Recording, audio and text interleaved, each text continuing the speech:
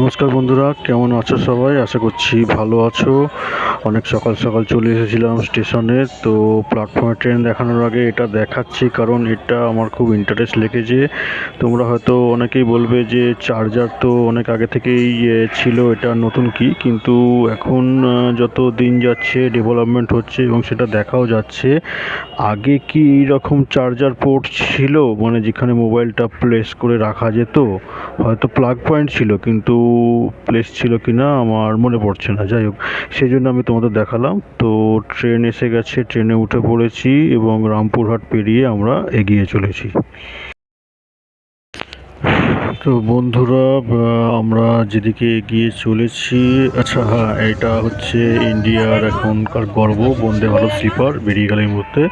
তো যেটা বলছিলাম, যাই হোক, আমরা এগিয়ে চলেছি পুরীর দিকে। তো যারা মালদা, মুর্শিদাবাদ, নর্থ বেঙ্গল এইসব দিকে থাকো, তাদের জন্য একটা খুব ভালো ট্রেন আছে। ট্রেনটা হচ্ছে কামাখ্যা পুরী এক্সপ্রেস। এই ট্রেনটা করে পুরীও যাওয়া যাবে, আবার ওদিকে কামাখ্যা যাওয়া যাবে। তো সেই ট্রেনের জার্নি তোমাদের সাথে আমি শেয়ার করছি। এই ট্রেনটা, এখন যে ট্রেনটায় আমরা উঠেছি, ট্রেনটা হচ্ছে ভায়া আদ্রা আসানসোল হয়ে পুরী যাচ্ছে। এবং এই ট্রেনটা সপ্তাহে দুবার যায়, একবার যাবে ভায়া হাওড়া হয়ে, একবার যাবে ভায়া আদ্রা আসানসোল হয়ে।